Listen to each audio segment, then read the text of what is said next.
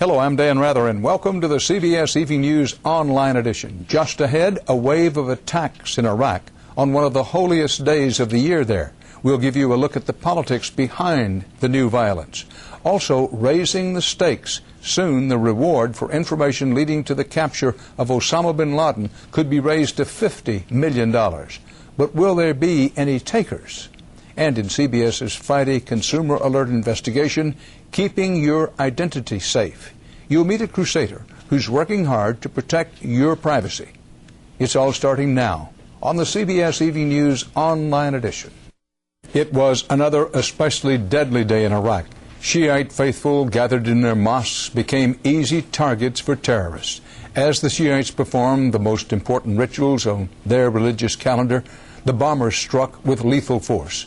The carnage, though awful, was less than a year ago, and as CBS's Kimberly Dozier reports, Iraqi Shiites are hoping that means democracy can secure their future and protect their faith. On one of their holiest days, it was the violence Shiites both feared and expected. Multiple attacks, killing and wounding dozens of worshippers. The worst violence was in Baghdad. Suicide bombers hit two Shiite mosques just after Friday prayers.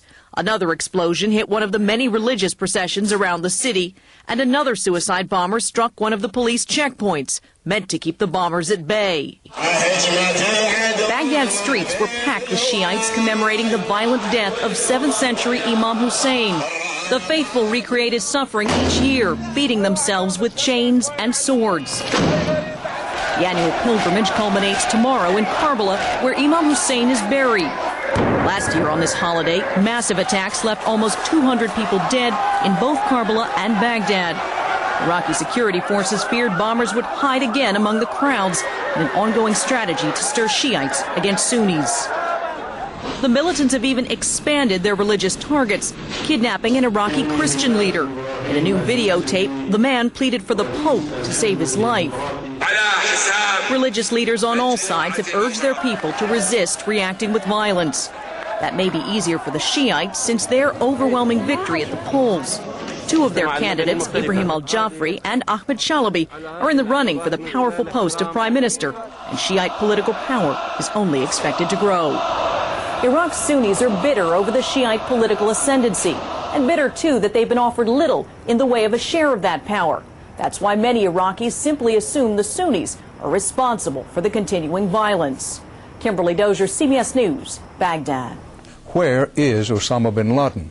Thousands of U.S., Afghan, and Pakistani troops, and who knows how many spooks and special forces teams have searched for him for more than 3 years now with no success. Will advertising and big piles of cash help? CBS's Jim Stewart reports we may soon find out.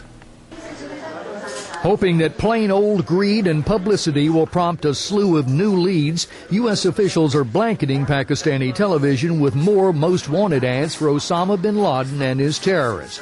You may get a reward of up to $25 million and be resettled to any new place with your family, the ads offer. So far, about a dozen tips a day are coming in, although many Pakistanis remain dubious. Maybe in 1% out of 100 it'll make an impact, said this young man, but in my opinion, I don't think so. The ads are a prelude to what is expected to be a dramatic increase in the reward money for bin Laden, from its current $25 million to $50 million sometime later this month. Counterterrorism experts believe it also reflects a subtle shift in U.S. thinking about where bin Laden may be hiding. Instead of staying in the barren mountains between Afghanistan and Pakistan, where many believed he fled after 9/11, some officials now conclude that bin Laden may be within range of TV viewers in Pakistan's larger cities. They cite, for example, the cleaned-up, almost pressed look of bin Laden's clothing in his most recent videotape and the fact that it was delivered to television networks very quickly after its taping. Plus, several other al-Qaeda leaders, including bin Laden's chief lieutenants Khalid Sheikh Mohammed and Ramzi bin al-Shibh, were captured in large Pakistan cities. We do know that we've been quite successful in apprehending al-Qaeda figures in Pakistan, and perhaps that there would be information about these people. It might also help if Pakistani television viewers understood the full details of the offer. That's potentially $50 million to the penny, because overseas informants, officials point out, don't pay any income tax. Jim Stewart, CBS News, Washington. There are growing calls for federal regulation of private companies that collect personal data on millions of Americans. This follows the disclosure that information about many consumers was just stolen from one such company. And it was easy. How easy? You'll want to listen to the privacy advocate in CBS's Friday Consumer Alert, reported by Jim Acosta. B.J. Ostergren is on a very public mission. I grabbed onto this like a pit bull on steroids, and I don't intend on letting go. To convince lawmakers across the country to keep the most sensitive personal information private. She shows how even top national figures are vulnerable.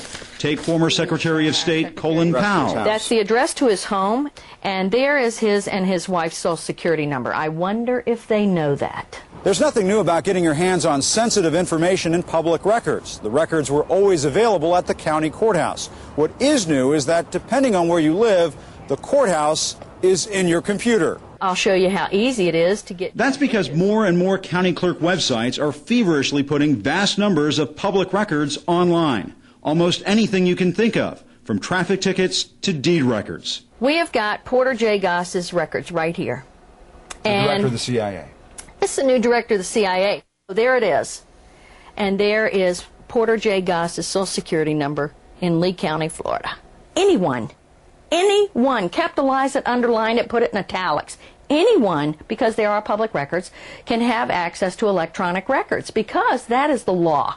Ostergren says leaving these sites wide open invites identity theft.